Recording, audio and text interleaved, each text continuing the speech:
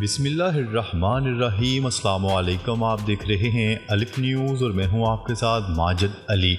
शामिल करते हैं आज की ऑनलाइन हेडलाइंस। यूक्रेन जंग के लिए अमेरिकी इमदाद गैर यकीनी का शिकार, जो बाइडन के इत्तेहादियों से राब्ते। अमेरिकी कांग्रेस की जानिब से यूक्रेन के लिए अस्करी इमदाद की दरख्वास्त नज़रअंदाज होने के बाद सदर जो बाइडन ने अपने मगरबी इत्तेहादियों को रूस के खिलाफ जंग में मदद जारी रखने की यकीन दहानी करवाई है।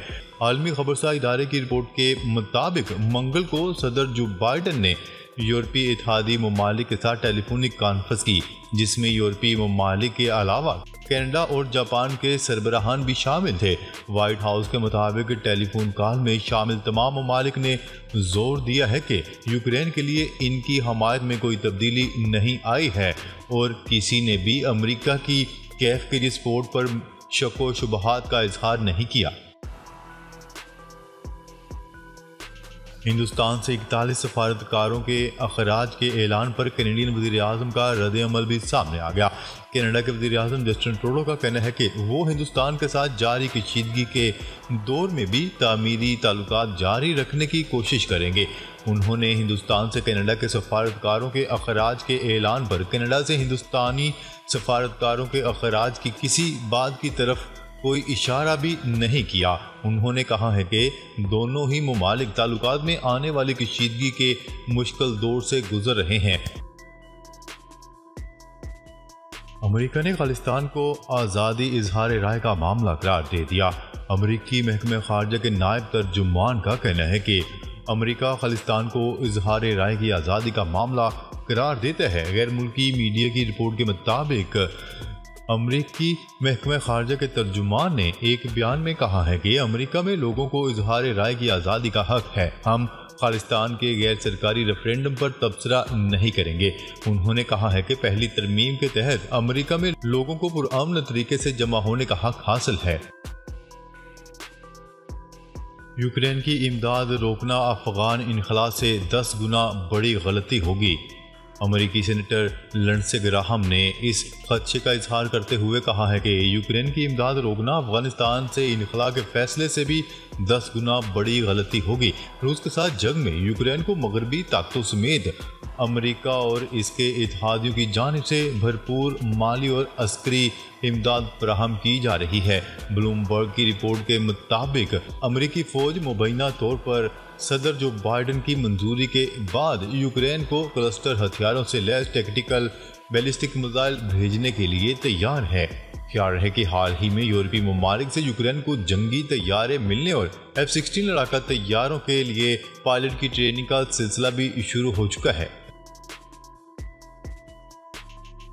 चीनी आबदोज अपने ही जाल में फंस गई, अफसरान समेत 55 नेवी अहलकार हलाक। बरतानवी रिपोर्ट। चीनी जोहरी आबदोज गैर मुल्की बहरी जहाज़ों को फंसाने के लिए बिछाए गए अपने ही जाल में फंस गई, जिसके नतीजे में 55 अहलकार हलाक हो गए। बरतानिया की इंटेलिजेंस रिपोर्ट के मुताबिक चीन की जोहरी आबदोज में गैर मुल्की बहरी जहाज़ों के लिए छुपाए गए जाल यानी जंजीरों में फंस गई, जिसके नतीजे में आबदोज की ऑक्सीजन सिस्टम ने काम करना छोड़ दिया, जिसके बायस पूरी आबदोज में जहरीली गैस फैल गई।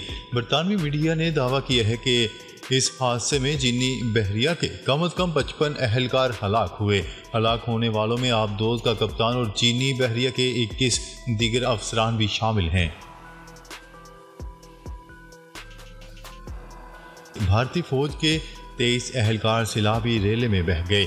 भारतीय रियासत सिक्किम में मूसलाधार बारिशों के नतीजे में डैम टूट गया और सैलाबी रेले ने फौजी कैंप में दाखिल होकर तबाही मचा दी। आलमी खबरसार इदारे की रिपोर्ट के मुताबिक भारतीय वजारत दिफा ने बताया है कि रियासत सिक्किम में बादल फटने से होने वाली तबाहकुन बारिश में डैम टूट गया और सैलाबी रेला चीन की सरहद के नज़दीक फौजी कैंप से टकरा गया। भारतीय वजारत दिफा के तर्जुमान ने राइटर्स को मजीद बताया है कि सैलाबी रेले से फौजी तंसीबात को शदीद नुकसान पहुंचा और 23 अहलकार लापता हो चुके हैं, जिनकी तलाश का काम जारी है। जो बाइडन की हमायत का इल्जाम, डोनाल्ड ट्रंप की जमात ने अपने स्पीकर को हटा दिया। अमेरिका में साबिक सदर डोनाल्ड ट्रंप की जमात रिपब्लिकन ने ऐवान नुमाइंदगान में अपने स्पीकर केविन मैकार्थी पर हुक्मरान जमात की बेजा हमायत का इल्ज़ाम आयद करके अदम एतमाद तहरीक के जरिए ओहदे से हटा दिया। रिपब्लिकन जमात के केविन मैकार्थी की स्पीकर के ओहदे से सबकदोशी इनके स्पीकर मुंतखब होने की तरह दिलचस्प और हैरान कुन रही। रवा बरस जनवरी में केविन मैकार्थी 212 वोट के मुकाबले में 216 वोट लेकर स्पीकर मुंतखब हुए थे। ईरान की खाम तेल की बरामदात में बड़ा इजाफा। न्यूज़ रिपोर्ट के मुताबिक रवां साल में खाम तेल की बरामदात में ईरान का हिस्सा ज़्यादा रहा है।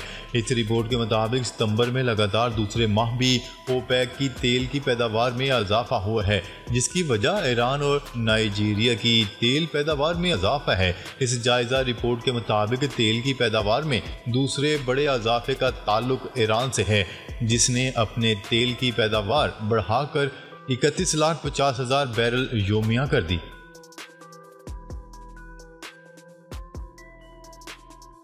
लाहौर की इंसदाद दहशतगर्दी की अदालत ने जना हाउस जलाओ घेराव केस में साबिक वफाकी वजीर असद उमर, चेयरमैन PTI की बहनों अलीमा खान और उज़मा खान की अबूरी जमानत में 16 अक्टूबर तक की तोसीक कर दी। लाहौर की इंसदाद दहशतगर्दी अदालत में जना हाउस जलाओ घेराव केस की समाअत हुई।